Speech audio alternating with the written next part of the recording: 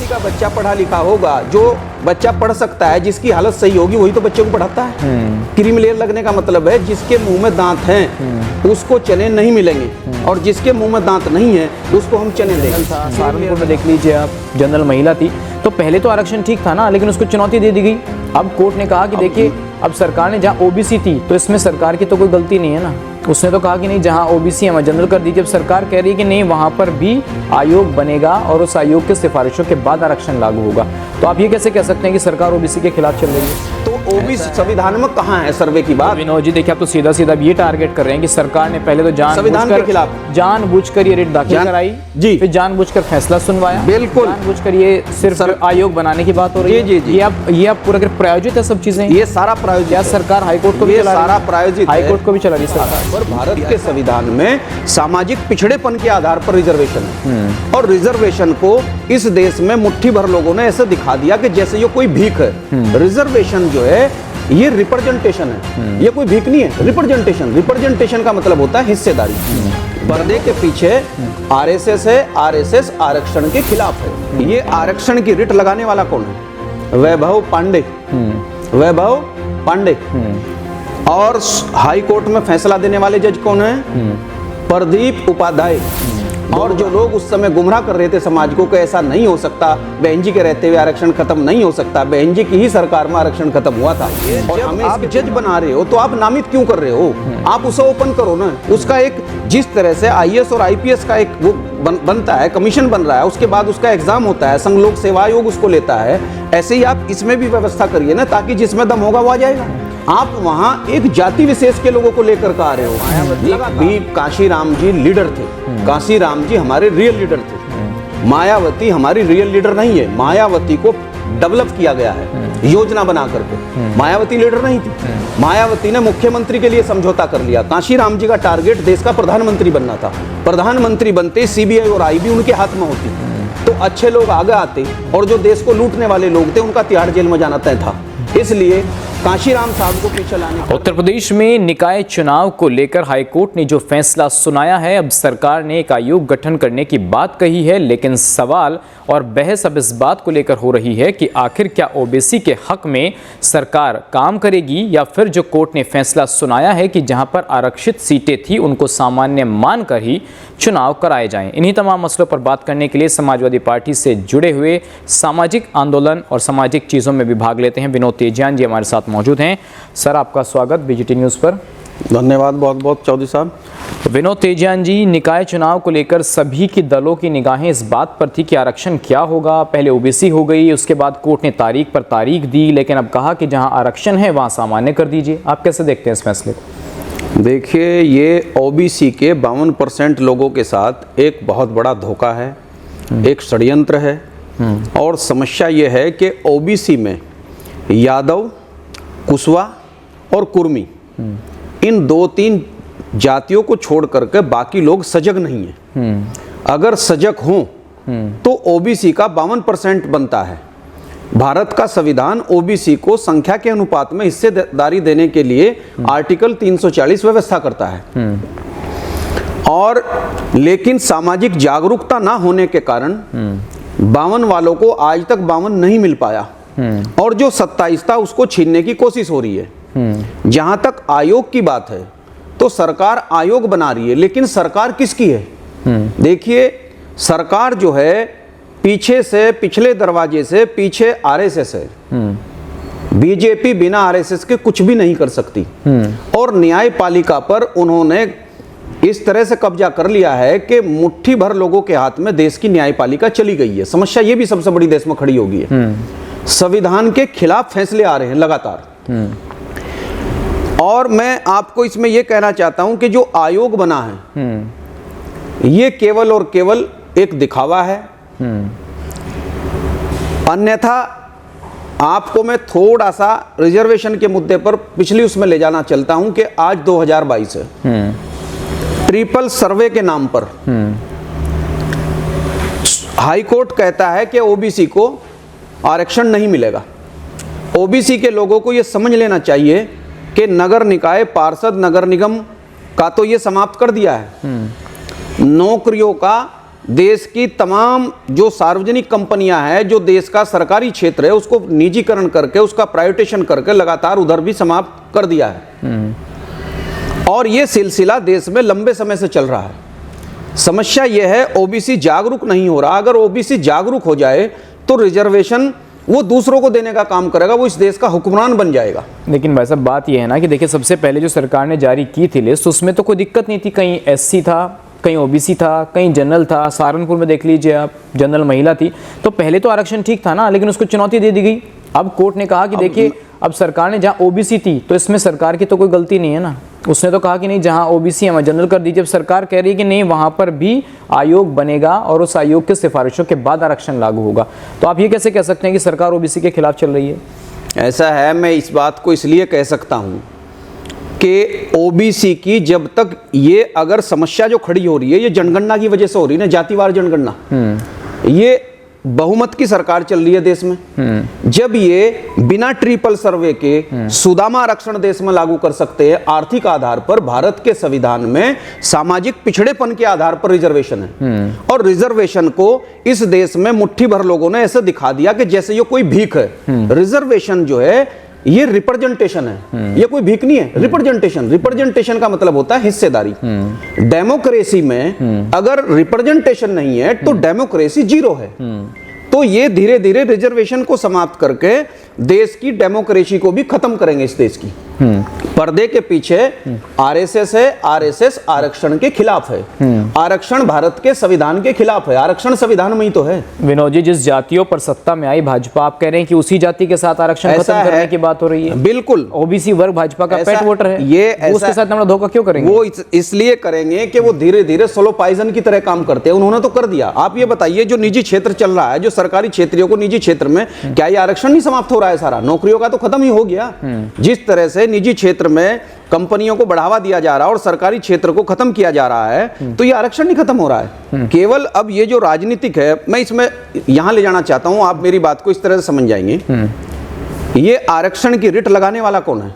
वैभव पांडे। वैभव पांडे। और high court में फैसला देने वाले जज कौन है? प्रदीप उपाध्याय। दोनों ब्राह्मण हैं। 93 रिट है। 93 रिट को चेक कर लीजिएगा कि ये किस जाति के लोग हैं जिनकी 93 रिट है। ये मैं ओबीसी के लोगों की आंख खोलने के लिए बता रहा हूं। 93 होगी। आपका इन्होंने खत्म करवा दिया 2022 में। 2011 में जिस सरकार में हम राज्य मंत्री रहे, बसपा की सरकार थी, बहुमत की सरकार थी। आज जैसे आप क्रॉस क्वेश्चन कर रहे हो, बसपा के लोग भी और हमारा समाज भी ये सोचता था, अरे कहां आरक्षण खत्म हो जाएगा। 2011 में जब रेल रोकने का मामला बना, जब साल भर तक भी कोई सुनवाई नहीं हुई, तो मजबूरी में हमें आंदोलन के लिए कदम बढ़ाना पड़ा। उस समय रिट कौन लेकर गया था? शैलेंद्र दुबे। आज कौन लेकर गया? वैभव पांडे। आज ओबीसी का खत्म हुआ है। उस समय शैलेंद्र दुबे नाम का एक व्यक्ति जो ब्राह्मण था जाति से, उसने रिट लगाई और एससी एसटी का प्रमोशन में आरक्षण खत्म कर दिया। और उसके बाद फिर समाजवादी की पार्टी में 2.5 लाख एससी के बड़े अफसरों के नीचे से लेकर ऊपर तक डिमोशन भी हुए। तो हमारी बात सच साबित हुई। और जो लोग उस समय गुमराह कर रहे थे समाज को कि ऐसा नहीं हो सकता, बहन जी के रहते हुए आरक्षण खत्म नहीं हो सकता, बहन जी की ही सरकार में आरक्षण खत्म हुआ था और हमें इसके दूरगामी परिणाम पता थे कि इनके डिमोशन होंगे। हम उस समय भी सच बोल रहे थे, आज भी हम सच बोल रहे हैं। तो वहां शैलेंद्र दुबे ने खत्म करवाया, यहां वैभव पांडे ने खत्म करवाया।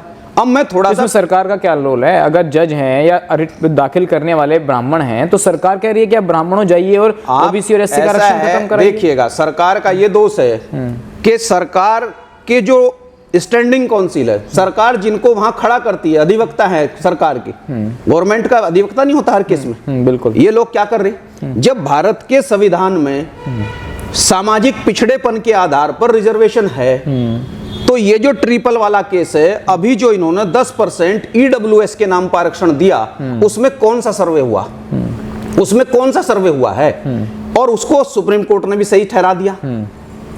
तो इनके अधिवक्ता उस समय क्या कर रहे? उस समय तो आप बिना किसी ट्रिपल सर्वे को 10% रिजर्वेशन उन लोगों को दे रहे हो सचिन जी, जिन लोगों की क्लास 1 में 71% तो एक जाति की भागीदारी है, जिसको मैं कह रहा हूं ब्राह्मण, आपके चैनल पर कह रहा हूं 71% जी।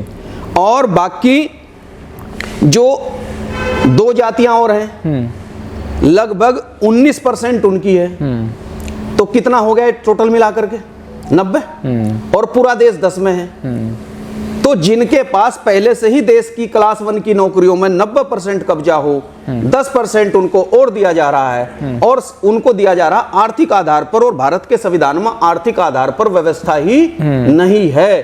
तो जब बिना सर्वे के उन्हें दिया जा सकता है, तो ओबीसी संविधान में कहां है सर्वे की बात? तो विनोद जी देखिए, आप तो सीधा सीधा ये टारगेट कर रहे हैं कि सरकार ने पहले तो संविधान के खिलाफ जानबूझकर ये रिट दाखिल कराई जी, फिर जानबूझकर फैसला सुनवाया, बिल्कुल जानबूझकर ये सिर्फ आयोग बनाने की बात हो रही है। जी जी ये आप पूरा प्रायोजित है सब चीजें? ये सारा प्रायोजित क्या है। सरकार हाईकोर्ट को भी चला रही है? सारा प्रायोजित है। हाईकोर्ट को भी चला रही सरकार। ऐसा है, देखिए व्यय पिछले नामित कौन करता है, नाम कौन भेजते हैं ऊपर।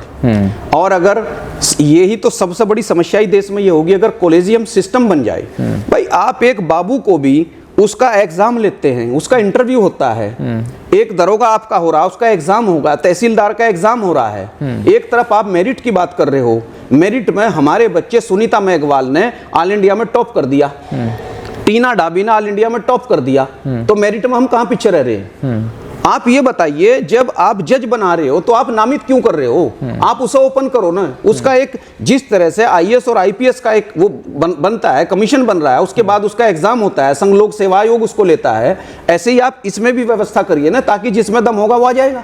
आप वहां एक जाति विशेष के लोगों को लेकर के आ रहे हो लगातार, और वो लोग संविधान के खिलाफ फैसले दे रहे हैं। अभी मैंने आपको 2 केस बताई, SC ST का 2011 में इन्होंने खत्म किया, ओबीसी का इन्होंने आज 2022 में खत्म कर दिया। ओबीसी के लोगों को 16 नवंबर 1992 को सुप्रीम कोर्ट का फैसला आया जी। रिट लगाने वाली कौन विरोध कर रही, किसने किया? इंदिरा साहनी, केरल की एक ब्राह्मण महिला सुप्रीम कोर्ट गई कि वीपी सिंह सरकार ने जो पिछड़ों को आरक्षण दिया है, पार्लियामेंट में पास किया है बिल, ये गलत है और इनको नहीं मिलना चाहिए। इस केस में सुप्रीम कोर्ट ने 16 नवंबर 1992 को फैसला दिया। तो ये जो फैसला आया उसमें उन्होंने क्या कहा कि आपकी जो वो है संख्या, ये 1932 में गिनी गई थी, अब तक जनगणना नहीं हुई, सर्वे नहीं हुआ। तो सर्वे नहीं हुआ इसलिए हम 52 नहीं दे सकते, 27 दे दो। 27 दिया, और 27 में नीचे क्या कर दिया? क्रीमी लेयर, आर्थिक आधार लगा दिया। यानी क्रीमी लेयर का मतलब है जो ओबीसी का बच्चा पढ़ा लिखा होगा, जो बच्चा पढ़ सकता है, जिसकी हालत सही होगी, वही तो बच्चे को पढ़ाता है। क्रीमी लेयर लगने का मतलब है जिसके मुंह में दांत हैं उसको चने नहीं मिलेंगे, और जिसके मुंह में दांत नहीं है उसको हम चने देंगे। क्रीमी लेयर लगाकर ओबीसी को वहीं के वहीं खत्म कर दिया। उसके अलावा दूसरा क्या किया कि ओबीसी को प्रमोशन में आरक्षण नहीं होगा, ये भी कर दिया। और ये ओबीसी के लोगों को पता ना लगे कि सुप्रीम कोर्ट ने ओबीसी के साथ धोखा कर दिया, संविधान के खिलाफ धोखाधड़ी कर दी, तो ओबीसी के लोगों को रामलला हम आएंगे और मंदिर वहीं बनाएंगे। 16 नवंबर 1992 को सुप्रीम कोर्ट का फैसला आया, ठीक 20 दिन के अंदर अंदर मस्जिद तुड़वा करके, जिस ओबीसी को इस बात के लिए लड़ना चाहिए था, भारत के संविधान में हमारे लिए 52% की व्यवस्था है, तो हमारा 52% दो। अगर इसमें गिनती की बात है तो हम आपके साथ है, जैसे आज भी ओबीसी बीजेपी, तो उस समय कांग्रेस के साथ था। तो जनगणना कौन करेगा, गिनती कौन करेगा ओबीसी की? लेकिन सिर्फ इसी सरकार को जिम्मेदार ठहराना ये भी तो सही नहीं है। मैं इस सरकार को नहीं जिम्मेदार ठहरा रहा हूं, पूर्ववर्ती सरकारें भी जिम्मेदार हैं आरक्षण के लिए। देखिए मायावती हमेशा पिछड़ों शोषितों की लड़ाई लड़ती है, और आप ही कह रहे हैं कि आरक्षण खत्म मायावती की सरकार में हुआ। ऐसा है, मायावती भी कांशीराम जी लीडर थे, कांशीराम जी हमारे रियल लीडर थे, मायावती हमारी रियल लीडर नहीं है। मायावती को डेवलप किया गया है योजना बना करके, मायावती लीडर नहीं थी। मायावती ने मुख्यमंत्री के लिए समझौता कर लिया। कांशीराम जी का टारगेट देश का प्रधानमंत्री बनना था, प्रधानमंत्री बनते सीबीआई और आईबी उनके हाथ में होती, तो अच्छे लोग आगे आते, और जो देश को लूटने वाले लोग थे उनका तिहाड़ जेल में जाना तय था। इसलिए कांशीराम साहब को पीछे लाने करने के लिए रक्षाबंधन के दिन राखी बंधवाने का ये सारा ड्रामा हुआ, और मायावती जी जो केवल पश्चिम उत्तर प्रदेश की प्रभारी थी, धीरे धीरे उनको लीडर बनाएगा योजना बना करके। मैं उस पर कभी दूसरा वो होगा तो मैं आपको खुलासा करूंगा इस बात का। लेकिन अब सवाल देखिए ये है कि पहले आरक्षण लागू होता है, जरा एक मिनट सवाल सुनिए। पहले आरक्षण लागू होता है जिसमें ओबीसी को खुश किया जाता है, फिर कोर्ट में चुनौती दी जाती है, फिर कोर्ट कहता है कि नहीं जो ओबीसी था वहाँ जनरल कर दीजिए। सरकार कह रही है कि अब आयोग बनाया जाएगा, फिर ओबीसी को खुश करने की कोशिश हो रही है। तो क्या सरकार दोनों हाथों में लड्डू लेना चाहती है क्या? देखिए मैं इसके, हाँ दोनों हाथों में, वो देखो जनरल भी साथ रहे और ओबीसी भी साथ रहे। अब आप बिल्कुल मेरी बात समझ गए नहीं, ये जो संगठन इस देश में सरकारों को चला रहा है, इसकी जो पॉलिसी होती है, इस संगठन की बनाई हुई पॉलिसी अगर देश में फेल होगी तो भी फायदा एक खास जाति को होगा। बात समझिए मेरी।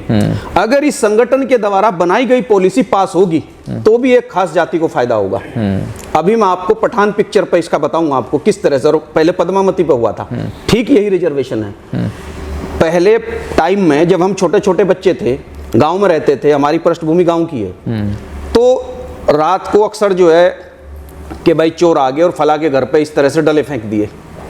तो बदमाश जब आते थे रात को, चोर जब आते थे, तो वो डला मिट्टी का उठा करके घर पर डालते थे और ये चेक करते थे कि ये सो रहे या जाग रहे। ठीक है, जो आप कह रहे हैं ना, ये जो चल रहा है कि सरकारी इसको हटा रही है और सरकारी देने का वो कर रही है, तो मैं इस पर आपको बता रहा हूं, ये टेस्टिंग चल रही है। वो ये देख रहे हैं ओबीसी के लोग सो रहे हैं या जाग रहे हैं। एक दिन में आयोग बन रहा, एक दिन, अरे भाई आपके स्टैंडिंग काउंसिल क्या कर रहे हैं हाईकोर्ट में? वो क्यों नहीं समझा पा रहे उसको कि जब आपने उनको बिना सर्वे के उनको दिया है, तो इनको देने में जो पहले से चुनाव आपने 2017 में आपकी सरकार ने इसी कानून के तहत, ये तो क्लियर रास्ता कांशीराम जी और मुलायम सिंह जी ने 1994 में ही उत्तर प्रदेश विधानसभा में उत्तर प्रदेश के लिए चुनाव, चाहे पंचायत हो चाहे नगर निगम हो, 94 में व्यवस्था कर दी थी।